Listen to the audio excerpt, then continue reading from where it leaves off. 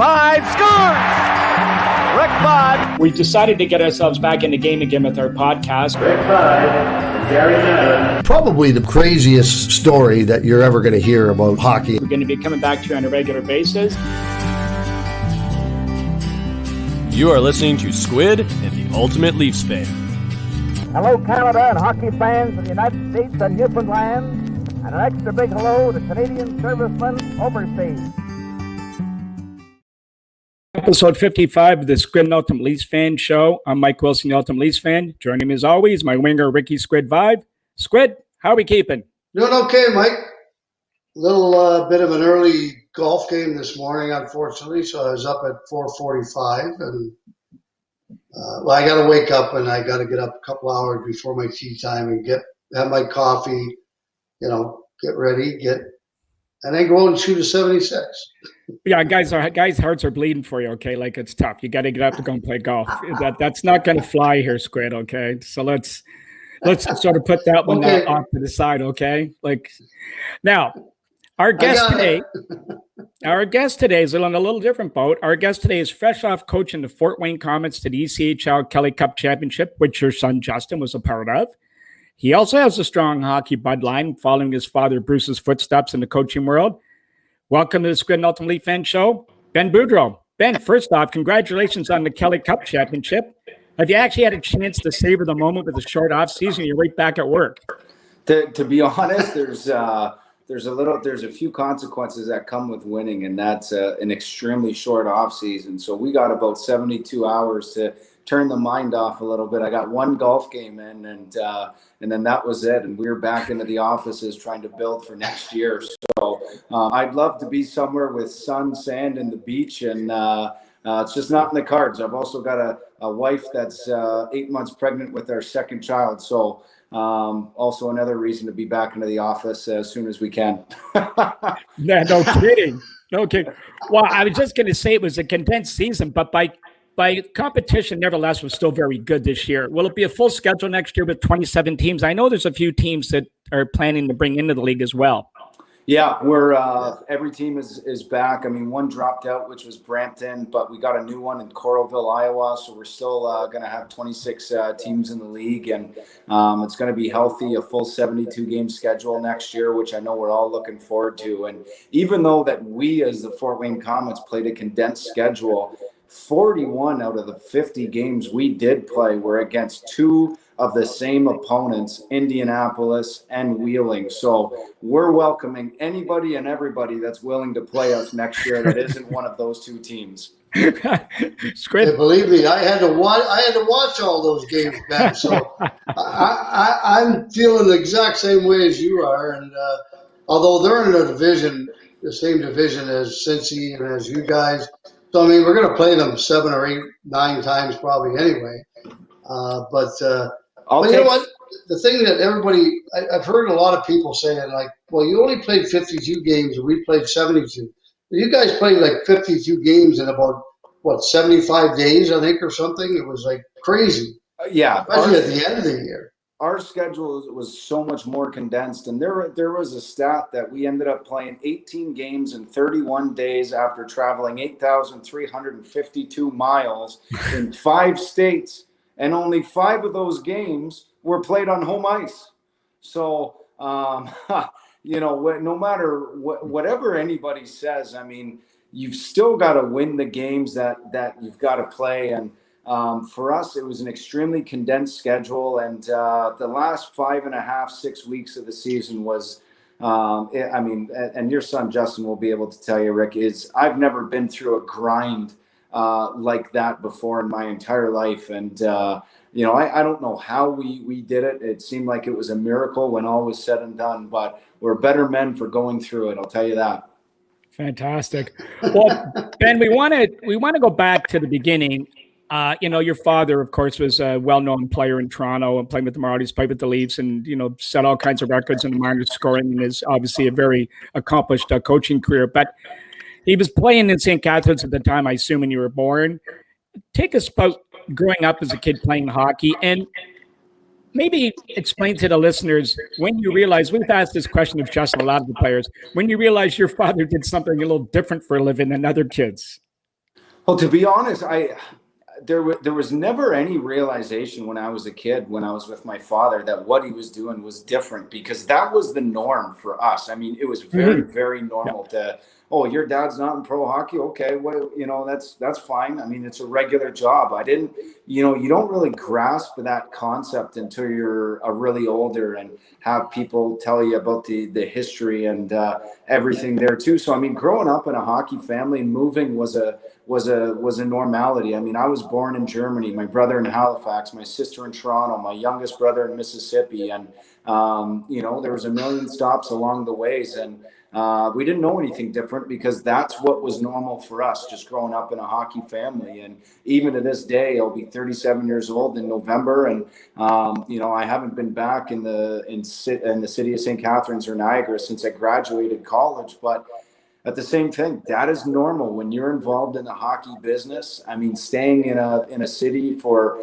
longer than 3-4 years is very uncommon. So, I've been used to it my entire life, and it's just been the norm, and that's all we've ever known. But you don't want to do it yourself right now. That's for darn sure.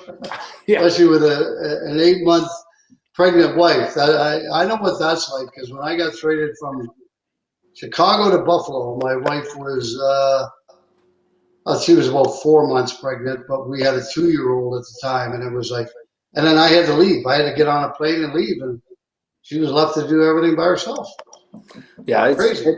It's not easy moving, but when you're young in your career, you've got to go to the work is and where the opportunities are. And the first story of ever getting an opportunity in the East Coast is I accepted we've got a hockey school in St. Catharines we've had for 39 consecutive years. And when I was there, the assistant coaching job of the Bakersfield Condors of the East Coast Hockey League became available. I knew the coach at the time that held the position, and I was with him working at our hockey school, and he got the job in Hershey. So I applied right away thinking I would just take a stab at it. And I ended up getting an offer, and they needed a decision within 24 hours. So I took the job without telling my girlfriend, who was back home living in Kelowna, British Columbia. And it was for $15,000. And she can't work in the United States because she didn't have a green card, and we were both Canadian. So I flew back and had to tell her, like, hey, honey, I took a job for $15,000 in the desert in California. You can't work, and I'm going. So, if you want to come, I'm leaving in 9 days, and so it happened all so quick. But you go where the opportunity is, and it eventually kind of paid off here, as we had stops along the way in Virginia Beach before we got to Fort Wayne as well. Well, speaking of opportunities, speak maybe, Ben, to your growing up playing hockey and how you started. You played for Markham. You ended up playing a little bit of Tier 2 junior type hockey, and walk us through all that whole period. Yeah, it was.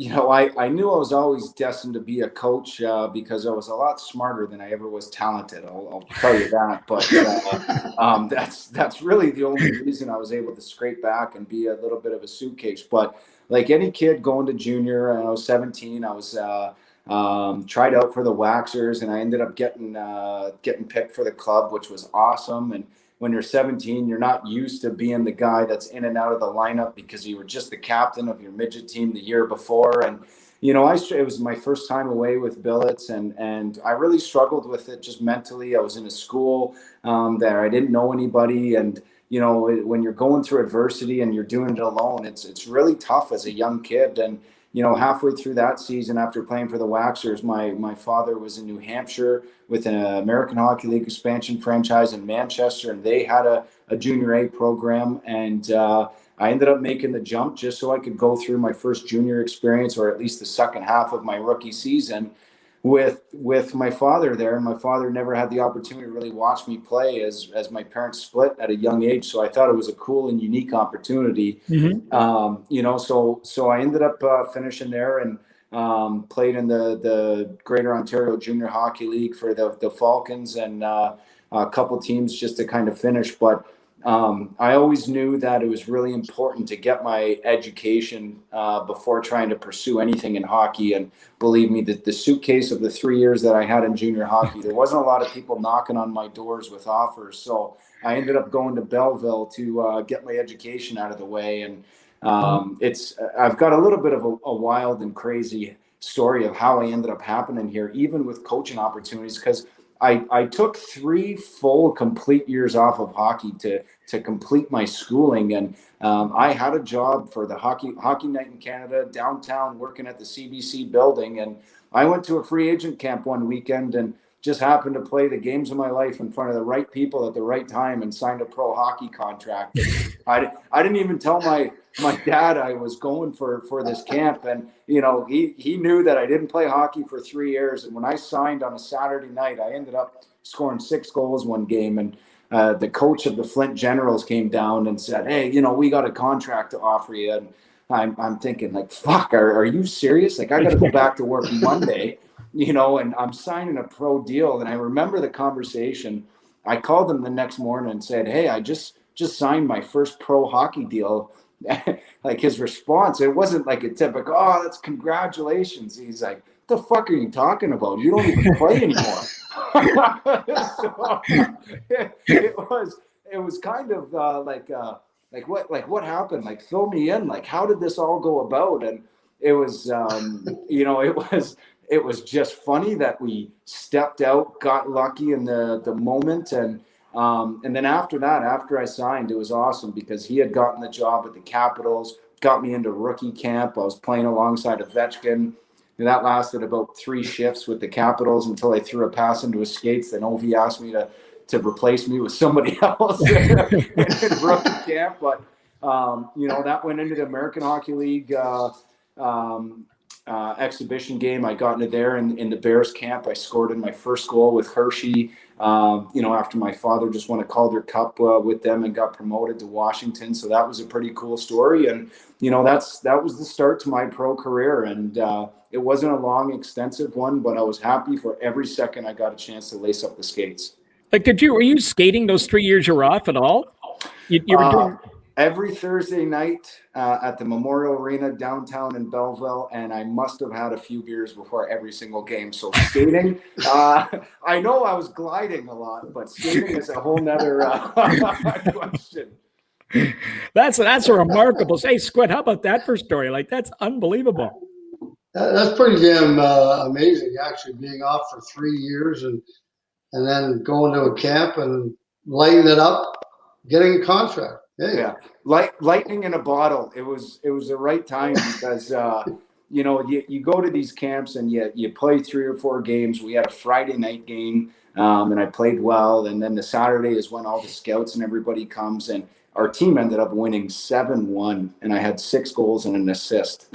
So I don't think I've ever done that in my sleep before, let alone do it in front of some prospective coaches. So it was, like I said, I still think back to that moment. It was in Niagara Falls, and I wouldn't be here today unless I really got an opportunity to play some pro hockey. And I look back and I just think how the stars aligned at the right opportunity, not only for playing, but for coaching as well, too. So I'm extremely lucky. And to call myself now a Kelly Cup champion, looking back on how hockey is sort of paved its way for me to get here, is, believe me, I feel like I'm one of the luckiest guys that have ever been got a chance to lace up a pair of skates. So now, Ben, when did you when did the coaching really come into your mind? Like, in other words, you know, I'm not interested in playing. I think I can be a good coach. Like, when exactly did that happen, and then where did it go from there? Well, I never grew up saying, well, my dad's a coach. That's something I want to do because, you know, that's something my dad did. But I grew up being in a hockey family, and hockey was something I wanted to be a part of. And that's first and foremost, because we've got a passion for the sport. And that's what I grew up knowing is, you know, I love hockey. And I got a chance to play in Europe, in Paris, France. And when I finished, I was 28, and I came home, and I got an opportunity to work at a hockey school. The same guy who set up this free agent camp where I signed playing hockey asked me if I wanted to come be an assistant coach for a junior B hockey team at a private hockey academy in the Okanagan. And I said, listen, I'm single at the time.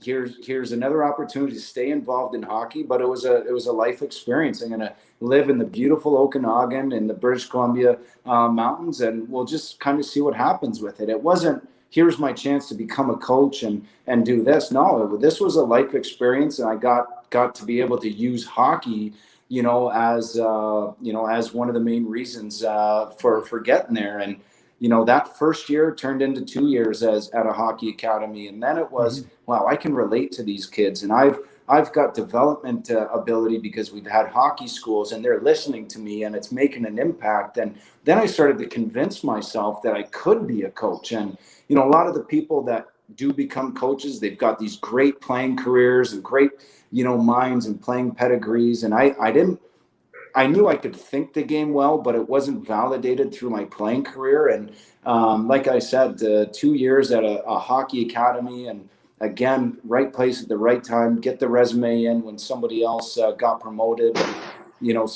I had somebody take a chance on me, which was Bill Scott of the Edmonton Oilers, the assistant general manager at the time. But I think it was a pretty low risk investment for them, $15,000 just to fill a spot for 10 months. The kid doesn't work out, kick him to the curb. But, they must have liked what I did, because they offered me a contract in year 2 and then again in year 3. And, you just kept on honing your craft. And, I remember him saying our coach, Eric Veilleux, he left after the second year. And I said, well, can I put my name in the hat for being a head coach? And I had really only done it as the assistant for 2 years. And he said, when you become the head coach, you want to be overripe, like you're ready to be picked, like you're sitting there. You don't want to think what it takes to coach. You want to know that somebody's passed you over and your time is waiting. And I remember when he told me that, because when it was my time and I went through my first year, I still remember thinking, like, fuck, there were still so many things I had to experience for my first time that threw us for curveballs that in year 2 I was so much better for, that I couldn't imagine that if I was given that opportunity a few years back, I probably would have been in a world of hurt, just as far as you needed to go through the experiences to develop your own ideas and be confident in the way you want to do things. And it took me 5 full seasons as an assistant coach in the ECHL to be given an opportunity. And then it took year 1 was otherwise a success during the pandemic, but we still made a lot of mistakes. And it took us into year 2 before we really felt 100% confident in your own ability to run a bench. And it ended up, in the best way possible and winning the last game of the season. Well, there's a couple of things I wanted to, you've touched on a couple of things I wanted to address with you. One of them was the biggest adjustment you made to coaching from playing. And for you, especially, Ben, with no offense to you, but with not having a particularly strong background, and that shouldn't matter, but let's face it, until you prove yourself, you're on a short rope in the eyes of management, the fans, and most importantly, the players. There's no question. Don't get into this business if you want commitments or you want to make this a longevity of a career, because, unfortunately, you're only as good as your last game in this business. And, when you're on these short-term deals, I mean, starting coaching in the Okanagan and then 7 years in the coast, that's going to make 9 straight years coaching on a 1-year deal. And once you add a kid into the mix, once you get married, I mean, you stop thinking about yourself and you start worrying about where the next meal's coming from. But, for me, if I ever got fired when I was single, I could handle myself. I could find somewhere to live. I could get a new job. Mm-hmm. But now when you've got people to look after and your responsibility, the commitment that you want is to be somewhere that you can develop a program, you can start a program and see it through to the end here for a while. And I'm in that process for the first time in my career, is negotiating a deal where hopefully we can set some roots down here for a while, unless it's a move up the ladder. So for us, the one thing we definitely want to do, especially with where our family is right now, is we want to look at being here long term. And the only reason we leave is on our own volition, and that's because we're going up to a 3-letter league, not the 4-letter league of the ECHL. Well, the second part of that question I was going to ask is, Squid and I ask this all the time of players. So you're the first coach we've asked this one of. So this is a good one for you, Ben. Was there a game, a special moment, an encounter with a player, your defining moment, if you will, that A, and you've already addressed two of these, I can do this, and number two, they're listening to me? Well, I think one of the biggest defining moments, and it might be a proud dad moment here for Rick. I shared this on the line here with him the other day, but when Cincinnati opted out, all their players became free agents, and we had decided to play. And Justin was a guy that I had seen for 3 consecutive years. I knew that he was a tough kid. I knew he was a great leader. He was big. He scored some goals against us that you remember. You're saying, geez, if I ever had an opportunity to get somebody like that, we would. And when they opted out, it was, some phone calls back and forth for some weeks. But I just remember when Justin agreed to come to Fort Wayne, how happy we were. Like, we landed, like this was a big deal for the Fort Wayne Komets, having the ability to sign Justin Vive. And you don't know how good somebody is until you have the chance to get him into your locker room and see how he reacts amongst the players. And it was like a laser beam. Guys were instantly attracted to this guy who's been there. He's done that, but he treated everybody on the same type of level. And, he'd been a captain in Cincinnati for a long time. And you saw why he had been a captain. Just his leadership abilities were second to none, but they were natural. Nothing was forced. It just was who he was. And, he did it without a letter on his sweater. He knew it was a temporary stopover here in Fort Wayne until the team got back going. But, our leadership group was a pretty good one, but we did have some issues with one of our veterans as far as his body language and how he was accepted amongst the team. And, we had scratched him once, and then it was a 3-game scratch, and then it was a kick him off the trip for the last game of the season kind of thing, because there was internal issues amongst the teammates. And it all culminated at the end of the season. I removed the assistant captain or the A from his sweater, and he was an 8-year tenured Comet. He was eventually going to see his jersey in the rafters, but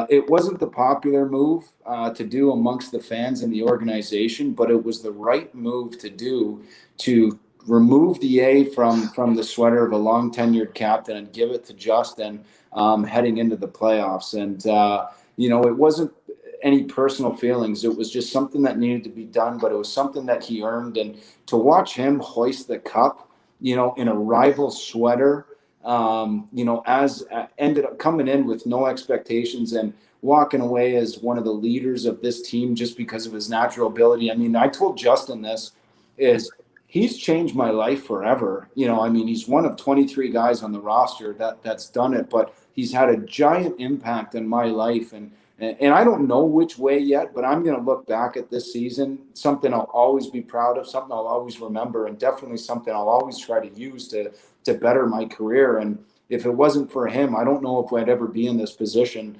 I can say that a lot about a lot of other guys as well too on that team. But for that veteran presence, the oldest guy in my team, I told him it was unbelievable. He's got no idea how he's changed my life for the better for the rest of for as long as I live anyways. And sometimes you don't know that as a player. You just show up to the rink and you do what comes natural to him. But what came natural to him was going to have an everlasting impact for me and my family for as long as we live. Squid? That's fantastic because I know him pretty good, and and I know he's a good leader and stuff, and I know he loves the game, and the passion he has for the game. You see him blocking shots and getting down in front of one-timers and that sort of thing. That just tells me that there's a kid who really, really wants to win and doesn't want to lose, and that sort of thing. But no, I'm very proud of him, not just as a hockey player. I'm proud of him for what he is. The fact that he went to the U.S. program, got a scholarship, went to Miami, Ohio, graduated, did everything. It's just unbelievable. And, I know Mike and I have had several people on. And one of the things I always talk about is how good the ECHL is now compared to what it was like say when I coached and won in '87, and when your dad coached and won in '89. And I'm wondering if down the road, if this isn't something that becomes a 3-tier system like baseball with the National Hockey League. I really think it's got the potential to do that. You've seen it with a few teams now. I mean, the Toronto Maple Leafs have put a ton into their farm system in Newfoundland. Montreal is just introducing their new farm team here in Trois-Rivières. And I really think if they're able to show some signs of success and really development, that I think there's going to garner more interest from the NHL and the American Hockey League. And, you know, some affiliations are better than others. And, you know, one thing that I think we've continually tried to prove to everybody is how good this league is. And I don't think we get the recognition we really deserve, because there's some great stories here. There's some great people. And at the end of the day, there's some great hockey players. And this isn't just a league that anybody can jump into as a last resort. It's an extremely talented league, and one that I'll be grateful that gave me my first opportunity. Well, I was going to say, Ben, there are currently 16 countries represented in the National Hockey League, and as the game continues to branch out in the different parts of the world, as we're seeing, that number is going to only go up. I mean, therefore, the maturation process to succeed at the pro level is going to be essential to as the players continue to get younger by the year. Therefore, going forward, as a feeder league, the ECHL's level of play can only accelerate in the development of prospects. I suspect you'd agree with that, but can you expand on that? I think everybody's always looking to develop now, especially the way the hockey's been trending lately. I mean, there's so much investment in the youth. I mean, there's a big time youth movement, and you can just see it in the average age of every NHLer. You know, and I think when you have youth, one of the things is you're going to have late bloomers. And, you know, if you're not projected the way all the top projections usually go, I mean, that's why guys, I wouldn't say toil in the minors, but they really develop their craft and hone their craft. And some guys develop differently at the age of 24. Some guys develop differently at the age of 18. And I still think that you've got a long career ahead of you, and it's the ones that never give up that find their way to the top. And the professionalism in this league is second to none. The atmosphere in some of these games, I mean, if nobody's ever seen a game in a Fort Wayne Komets, I mean, you had 10,500 people packed into the building. The atmosphere is second to none. And I say this, growing up in a hockey family in Canada, there would be tough places where you can't even understand the environment. I mean, I think maybe the London Knights is the only OHL team that could reciprocate that type of environment that the Komets have.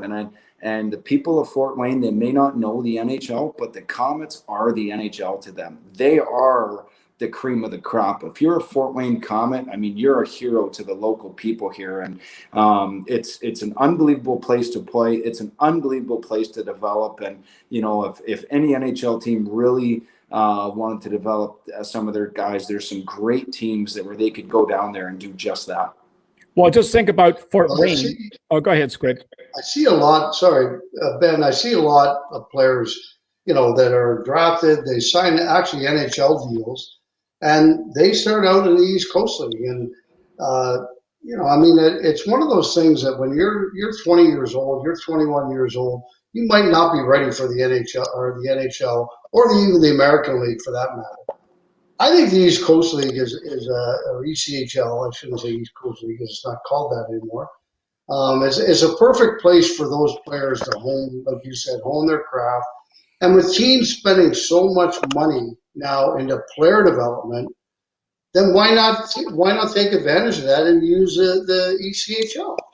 Yeah, I mean, it just makes perfect sense. Every NHL team signs entry-level deals. And if you've got a first-line guy in junior at the age of 19 signing a 3-year deal, it is extremely difficult for him to crack the American Hockey League as a first-line guy in the American Hockey League. Instead, they end up being turned into third or fourth liners, and they may not get the minutes or the opportunity that they deserve, because there's guys that have been doing it for years ahead of them that are already in that position. So if you're a first-line guy, it's tough to develop where you're supposed to go playing a third or fourth line role, where if you're not going to have those top 6 minutes that you normally would have in junior, that's where you've got to go to the East Coast and play the top 6 minutes. And that's where I think the 3-tier system, and we've seen it in goalies more common than not, that they play year 1, year 2, they're in the American League, and year 3 or 4, and then they're making the NHL. And, it's had almost 700 graduating players in 30 years. So, I mean, there is still light at the end of the tunnel. And I think if you use your farm system wisely, it's a great learning tool for a lot of different people and teams. Now, is it just a matter of time, Ben, before we see the NHL is fully engaged with the league and all 32 teams will have sponsorship? I mean, I hope so. I think so. I mean, they're always looking to get bigger and better, and I think it's just a matter of time before they do that. Now, besides being drafted and teams being supplying players, how do players end up in the ECHL? What I'm looking for is, how do you recruit players? You have to get down and dirty. I mean, there is no easy secret to recruiting players, because what I'm doing, 25 other coaches plus their American hockey leagues are trying to help players get there. So you've got to be able to sell like you're a used car salesman. What do you need? When can I get you in it? Give me the paper to sign on the bottom line. But you've got a few different areas. I mean, one, you're always going to look at the American Hockey League of players that don't get re-signed. I mean, that should be your cream of the crop. You're going to look at the East Coast guys, that are available, veterans that are going to be available, college graduating players, all the NCAA Division I schools, even some Division III schools, all the Canadian universities, players maybe in Europe looking to return back. And I mean, literally, you've got to lift every single rock. You've got to cross every single track. And I mean, because there's so many people that you're recruiting against, that for every first line center position, there's 25 other teams that need that first line center. So, I mean, you may be talking to 100 centermen, and you may not get, one of them, because everybody else is doing the same thing. So, I mean, you've got to have a backup plan for your A, B, C, and D. And there's a ton of time. And that's why, myself, I put in a long day at the office. We had just won the cup just over a week ago, but there's no honeymoon. There's no time off, your feet up and the beach or nothing. I mean, if you want to be successful the following year, you've got to recruit, because everybody else is doing it, especially the 12 teams that did not play this past season. Yeah, you got to beat the bushes really, really hard. I mean, I remember doing it in the 80s or in the 90s rather. But also, I think one of the biggest things that I got was the ability to go to Toronto and Buffalo's. Well, we had an agreement with Buffalo, but not a solid one with Toronto. But I'd go to both of those camps, and anybody who was there on a tryout who didn't, sign and end up in the American Hockey League, I had a chance to get them to Charleston. And so you're right. I mean, it's nonstop. It's kind of, you're on the phone. I mean, I remember being on the phone 7, 8 hours, 9 hours a day, just call after call after call, trying to get players to come play there. And it's not easy. It's sometimes a very difficult thing to do. Yeah. One of the things actually, Rick, is when you're a Canadian hockey player, or generally the hockey market is in the north, in states like Minnesota, Wisconsin, Michigan, and, obviously every Canadian player knows what the winters are all about. And when you're living in a warm climate like Charleston, South Carolina, and that was the one team I played for in the ECHL, it's extremely attractive to want to get out of your comfort zone in the north and say, listen, we've got Foley Beach right down the way here. You're going to show up to the rink in shorts and sandals on a Monday in January, and by 12:30 you're at the local muni playing 18 holes with your best buddies. And it's such a lifestyle change that I think it's extremely attractive for a lot of good northern hockey players. And when you live in the South, there's some great markets. You've got Charleston, South Carolina, Fort Myers, Florida, Orlando, Jacksonville, Greenville, Atlanta. You're looking at places where you're paying good, hard-earned money to go for a vacation. And then you're having a coach saying, wait, you're going to pay me to go and play hockey there and, and then pay my living expenses? I mean, where do I sign? And then here we are in Fort Wayne, Indiana, that's very flat. It's got, there isn't a beach here for a 2.5 hours, you know, in every single which way. So Rick's selling point when he was the coach of Charleston, I can guarantee you, was much different than my selling point in Fort Wayne, Indiana. And you have to get creative.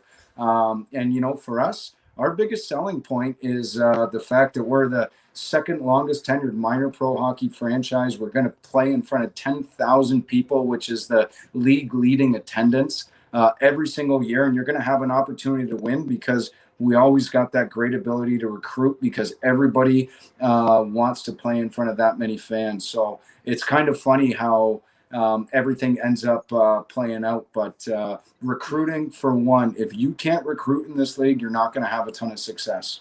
Well, by the way, speaking of which, go ahead, Squid. Well, I think that's one of the big things. Sorry, Ben, is that, I mean, you have to be good at it. You have to convince people that this is where they should be. And obviously, you're able to do that. If you were able to get my son to go there, then you're pretty damn good at it. But, I mean, in Charleston, yeah, we had an advantage to a degree, but still, we were limited to the amount of Canadians we could have too. And you know, back then, as far as visas and that, but I mean, still, I don't care where you are. I think you still have to convince those players that this is the best place for them, and I'm going to look after them, and you're going to be well taken care of by me and by our entire staff. And I think that's very important. Well, I was going to say to you, Ben, just to add to your Fort Wayne pitch for any player who's listening.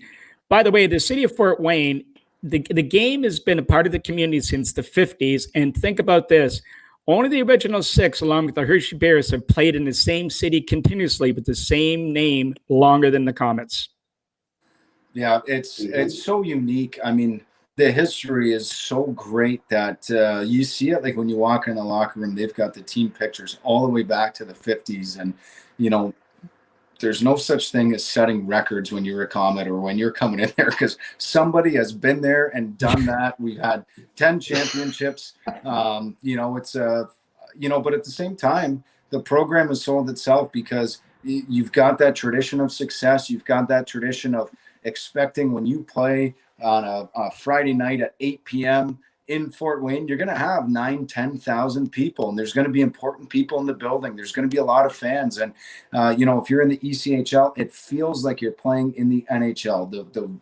The Coliseum walls, the fan support, somebody sees you at the supermarket or out at the restaurant, they want to buy you dinner. I mean, you know, you're a big fish in a small pond here, and it's not the other way around. And so a lot of people like that, and they're attracted to it here in Fort Wayne. And for myself, the feeling, I mean, I got that feeling my first game as a head coach pro is I didn't realize how big it was in the city until I started really approaching my first game. It was going to be the first game of the season, and you know, the owners and the broadcasters say, you know, the first one's really worth 5. Like, it's really worth 5 games. I don't care what happens after the 5th game. You got to win the first one, you know. So the pressure was coming, and then it's a sellout, and every person who is involved with sponsorship or support, every business in the city. I mean, all the people that have invested money into this hockey team are there. The owners got 5 different brothers. I mean, you know, their families. And so we walk out onto the bench, you know, after everybody stopped in the coach's office, wished us luck. And I must have shaked 30, 40 hands by that first game just from the time that people started getting into the gate. And I was like, holy shit, there's a lot of people here, you know. Well, Ben, let me people that have paid to invest into this team. I better not let them down here. Ben, let me stop you right there before you go any further, because what I want to get to is that, and just expand on this, because you're going on the right track here, but like Kalamazoo, Cincinnati, Tulsa, all these places that we know from when we were growing up, talk about maybe, and you're touching on here, the fabric that these teams have as part of the community, or are they part of it? And any of the guys our age, anybody can always identify these towns with hockey teams, so it puts them on the map. But the second thing I want to get out of you is the priority to have players involve themselves in the community. Do you do that, and do the players are part of all of this? 100%, 100%. You have to give back to the community. And, you know, you do things with your partners and your sponsors, but you have to do things as well to give them support, that support the people that support you. and it might just be, some people going, or a couple players going to read books, at the schools, or, doing, showing up and helping a blood drive every single Christmas. We'll get a bunch of gifts and we'll give them away to the local kids at the hospital. I mean, just anything you can do in your community to give back to the people that support you, I think is extremely important, because you know this as far as anybody, Rick. You don't do it alone. There's a million people that help you out along your way, and it can't be one-sided. For everything you take, you've got to be able to give, and that's how you create a really good working partnership with everybody. And believe me, if your community doesn't like you, you're not going to have success in minor pro hockey. Well, I can tell you one thing that Justin raved about how the players were treated in Fort Wayne. He was absolutely blown away by the support that from the staff, from the fans, from the owners and everything, and just what they did for the players. He was blown away by it. He really was. And I think if you go into all those the towns like Fort Wayne and the places that have been around a long, long time, that's what you get. And then they give back to the community, and they get it back twofold. Yeah, no, 100. Rick, same thing. I mean, this. I mean, there's not a lot of money coming in. There's no TV deals or anything like that. Like, you need these people to survive. I mean, you need these people. You need the community to get around behind it. Unless you've got an owner with extremely deep pockets that isn't afraid of losing millions. And believe me, these days and age, or these times, there's not a lot of people that like losing money. And so it's extremely important to have these people, because their main revenue is ticket sales. So if you're not the hot ticket in town, or you're not trying to be active out in the community, making sure your name's out there or giving back to the people that support you, if you don't have their support, you'll be gone real quick. And this team has been around for 7 straight decades. We just finished our 69th season. So they've got the community aspect figured out pretty well here. Well, as an example, now, besides selling more seasons tickets, after winning this championship, any plans the organization has to give back to the community, or how will they capitalize on this or try and monetize it, actually? To be honest, I mean, a lot of it is sales. And I mean, we've got is an extremely busy office of people trying to get sponsorships, but already we've had a lot of limited contact with people in the pandemic. Like, we couldn't go and visit people or do a lot of in-person experiences. And so for us, we want to make up for lost time. And so I know that people in our front office is getting extremely busy planning certain things and get-togethers and appearances all over, not only just with sponsorships, but our local hospitals that help us out, and our schools where the kids are always coming out to support, and the local junior teams and everything along those lines. And I mean, it's going to start. We're going to take the cup to a golf tournament that the local junior hockey team here is supporting, because we always see them supporting us and that organization, and the practice rink always giving back. And they said, hey, can you bring 4 guys and give us and bring the cup and help us sell some tickets? And it said, yeah, what else can we do? Like, what else can we help you guys with along the way? And those are the types of relationships that you need in order to thrive in any minor league city. Squid? Ben, I want to touch on something that what I think is very important, and I'm probably sure that you do. What you're going through right now, you just won a championship, negotiating a new contract.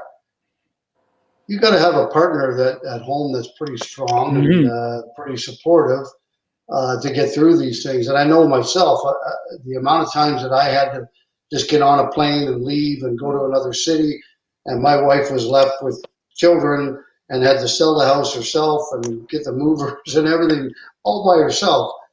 I mean, that is so important. And if you don't have that support, that makes it even that much more difficult, does it not? Yeah.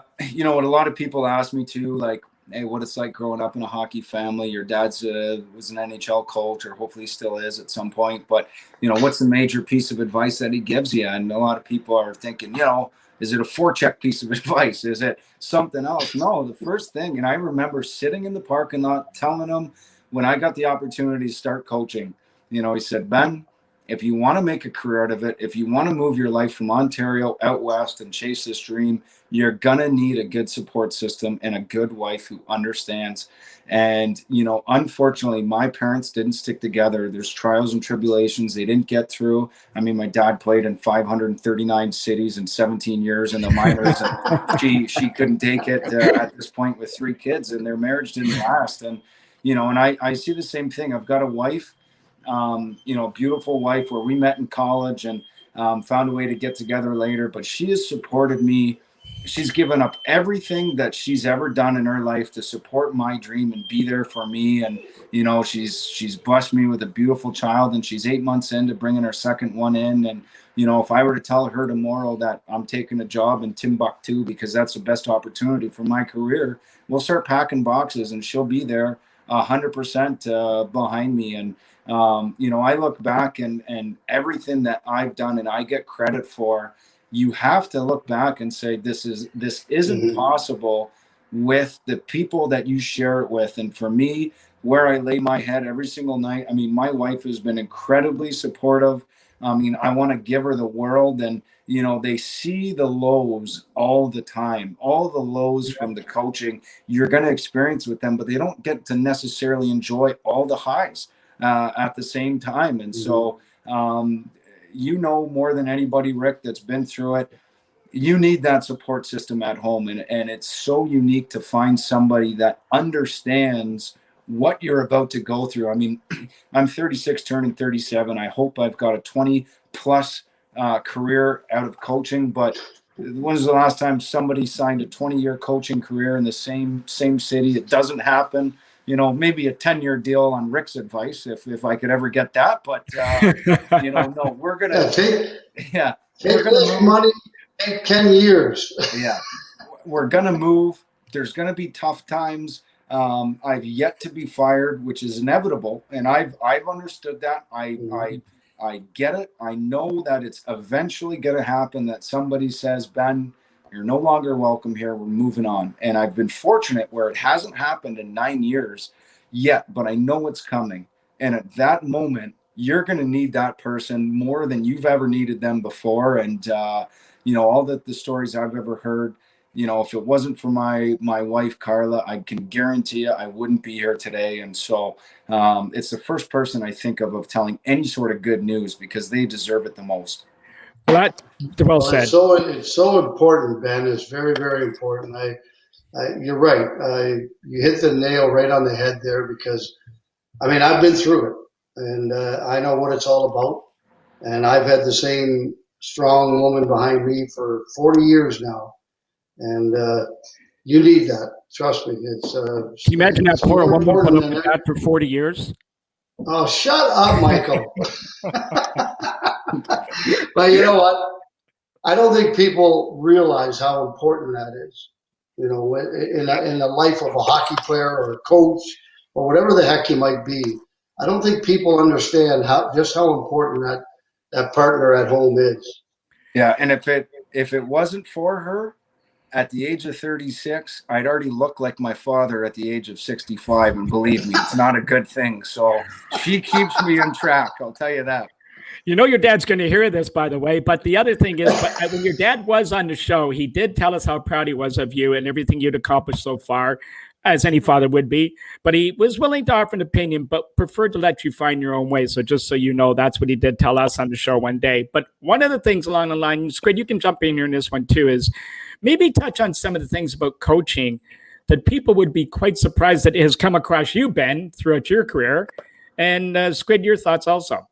Oh, man, the things that I've learned coaching is, I'll tell you this, I don't have every answer. You can't pretend to have every answer, and I'm not always going to be right. I mean, there's humility in this game, and you have to accept all your mistakes, and you've got to learn from them at the same time. You can't be stubborn, and you've got to listen to your guys, and especially this day and age, I mean, I think the days of, do as I say, not as I do. Yeah. This is my way only. I mean, I ask the opinions of a lot of players. I ask Justin a lot of times, hey, I'm thinking about making this decision. What are your thoughts? And he'd give me his thoughts. And, it might change your mind. It might not. It might validate your decision. It might not. But at the end of the day, you're going to make decisions. You're going to live with the consequences. And what you do with that is ultimately whether I think makes you a good coach or not. And believe me, in my first 2 years at the helm, there is a lot of decisions that I made that didn't end up working out. And there was, what I'd like to think more decisions I made that did end up working out. But you're looking for a group of guys that's going to respond either way. They're going to respond when you acknowledge your mistake, and then they're going to respond when you know that you've made a good decision one way or the other. So I think, having humility in yourself, understanding that you are too a person and you're not always going to be perfect. Like every player is not going to be perfect. It's a journey everybody takes together, and you grow together, and hopefully you grow in the right direction. And that's how I felt we did with our team. Is we got a bunch of guys together that had never been there before, but their character traits were everything we were looking for. We had captains, we had winners, and we all learned from all of our mistakes that we made throughout the season. And that finished with a good 6-1 run to close out the Kelly Cup. And I think our group was so much better from it because I listened to them as much as they listened to me, and we really learned from each other. Yeah, I think that's a big thing. Is for me, when I got my first coaching job, the first thing I did, we had Rick Dudley on the other day, and we were talking about it, and Rick coached me in Buffalo. I bought 5 books on sports psychology, 2 on sports psychology, the other 3 were just regular psychology. I read the heck out of those books, and it really helped me to understand each individual player, which ones I had to kick in the ass, which ones I had to pat on the back. And then I think the biggest thing is communication. As long as you communicate with your players and they know where you stand, and you're right, you're not always right. You're not always going to be right. You got to admit when, you know what, yeah, maybe we should try something different. Mm-hmm. And sometimes that's with your, core group of leaders. And you're absolutely right. I mean, it's so important to have the ears of your leaders and have them trust you, I think, more than anything else. Because then, they're going to go through the wall for you. They're going to make everybody else go through that same wall. Well, I was going to say, ideally as a coach, and this is another question for both of you again, you'd like to be loved and respected by your players. But if given the choice, Ben, would you rather be loved or respected by your players? I think respected because I just went through this where I had some really, really difficult decisions to make come playoff time. And, the one thing my father always told me, I mean, the other piece of advice outside of finding a good woman is, he's got a quote along his desk the many, many years he coached. And he says, I don't know what the key to success is, but the key to failure is trying to make everybody happy. So Yes. If you coach trying to make everybody happy, I mean, and to be liked, you're going to find yourself, you've made so many wrong decisions, or for everybody that you try pleasing, you've already pissed off 2 other guys. And I think respect, having the guts to make the decision that's right, but not popular, I think that is a big one especially that I learned, because as a young guy, you want to be liked. It's natural. You don't like, it's not easy to deal with somebody that just hates your guts. I mean, you want to be the popular guy and everything, but if you're trying to make decisions based, well, that guy hates me, but he's a shit hockey player, but I'll give him power play time just so he likes me. I mean, you piss off another couple guys in that sense, and you can't do that. So I mean, to be respected, I think, is the ultimate thing as a coach, and to be liked. I mean, that's people will get over that, because at the end of the day, I hope that I was respected for the decisions I made, and ultimately led to being a winner. And if I tried to please everybody, I would have ended up pissing off everybody. You don't know how the team would have responded. You don't know if we would have ever been winners. So that was something that always stuck out with me. Is I don't know what the key to success is, but the key to failure is trying to please everybody. Squid? Yeah, I couldn't agree with you more, Benny. And the thing is you're not always going to be right. But I again, respect, I think, is a lot more important than people liking you. And you know what? The way I look at it is if they respect you and you win, then they're going to like you because you guys are winning. So Everybody's going to like you. It goes hand in hand. Yeah. So you get the respect from the players. You go out, you win, and then they like you because you're a winner. And that's the way I look at it. Well, if it's any consolation, guys, I know I've had conversations with players before, and Scotty Bowman, of course, one of the greatest coaches in the history of the game. The question didn't come up, what was it about him that players just sort of went to on him? Did they actually even like him? Couldn't stand him, but respected him. No. And they won. Yeah. So now for you guys, here's a fun one for you. We always ask Ben. You've obviously in the minor leagues, you experience a lot of bizarre things. We've heard some doozies from coaches driving the bus, trainers going in goal, players phoning players in local towns trying to fill a roster, cold showers, equipment stolen, a couple of the bizarre things you've seen in the league in your few years. There's a lot of them. There is a lot of them. But I don't want to mention a name here just because okay. You don't have the guy might be embarrassed, but the guy's played in the NHL before. We had him in the ECHL. He was a champion with us. So, I mean, if you're a Fort Wayne Komet fan, it's probably not tough to figure out. But we had a guy on our team. I came in at the intermission. This is when I was an assistant coach at the time. And I saw he just had his skates and his shin pads on. He didn't wear a jock. So, his ass crack is exposed. And he's just got the shinners and the skates. He's standing up and he's taking a piss in the shower. I'm like, what the fuck are you doing? He says, I'm pissing on my stick. I said, like, what? He's pissing on his stick because he's hit a rut. And his way of getting out of his scoring troubles was to piss all over his stick. And I'm looking at this guy like, you are fucked. And he went out and scored a goal in the next period. But nobody wanted to celebrate with him because it's dripping urine off the toe of his blade. Okay, that's a pretty good one, Squid. Top that one. I can't top that one. I can tell you one thing, and he's the president of South Carolina now, Rob Kincannon, was probably the craziest son of a bitch I ever coached. And the guy never drank. He never drank his whole life. He has never drank. But he would just leave the dressing room and he would run around the rink with no clothes on, just for the hell of it.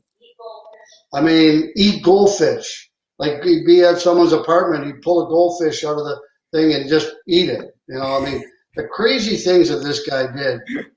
And the amazing thing was he wasn't even drinking or anything. So that made it even worse. I think Justin told me some of those stories about the goldfish when you guys were partying at the house. He was 9 years old and he's got one of the guys eating his friggin' fish out of his tank. Now, speaking along those lines also, Ben, you can't get off that easy. Pranks have been a part of hockey since the puck became rubber. Now, as a coach, you may hear a lot of them. Has any of the players ever got you, first off, and any of the good ones you've heard over your years? Wait, can you say that again? Oh, pranks. Pranks. I mean, yeah, if you Google my name right now, if you Google it, it says Bruce Boudreau's daughter. So somebody along the way has found a way to do the Google search, and every time my name comes up, they've got it as Bruce Boudreau's daughter. And I don't know how to fix the fucking thing. And it's been there for at least 5 or 6 years. And I've got one name on the back of my head. And I can only think it was maybe this one guy because he was really good with computers. He was a big computer nerd, but I had scratched him for a game and he was pissed off. And I was this young little pipsqueak assistant coach, and it showed up like a week later. So that's where I think somebody really ended up screwing me 5 or 6 years ago, because it's brought up all the time. I said, I know, I can't do it. I can't change it. I don't know how to. That's pretty funny. Okay, so that is taking it to a whole new level. Yeah. When you're changing someone's. I don't know. That's right. And if anybody, Yeah, if anybody that's watching this show wants to help me out and figure out how to actually change it, I mean, maybe that's why I haven't got a good luck in the NHL, first transgender coach or something. Well, Ben, as always, time is always against us. We're right down at our last minute here, but we want to thank you so much for joining us today. We want to wish you the best of luck moving forward. I hope you get a 10-year contract with Fort Wayne and continue to keep winning, but not too much, I guess, with Justin going back to Cincinnati, it looks like, unless you can sway him over. And maybe we can do a negotiation there. You got his dad here in the line. But anyway, you want to thank you so much for joining us. Squid, any final thoughts for Ben?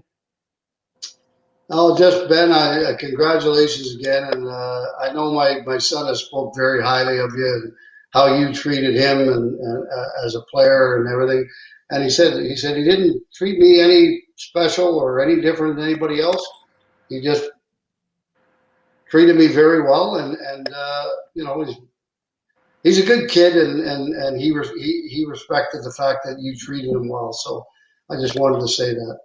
Well, I really appreciate that, and Mike, Rick, I appreciate you guys having me on. I hope it's not the last time. I hope we get we'll bring you back more again. Stories and hopefully have a little bit more hardware for the next time. So, Rick, this is the third 76 in a row that I know you've shot. So you've either got to go lower or higher next time, so we have something to talk about. It's actually the fourth. Yeah, the fourth in a row. Yeah. So I gotta go 73 or 4 tomorrow. Yeah, get those strokes down. Quit playing from the red tees. All righty, Benny, thanks a lot for joining us today, man, and good luck, and we'll be in touch with you. We'll talk to you soon. Thanks, guys. Have a great day. Thanks, Ben.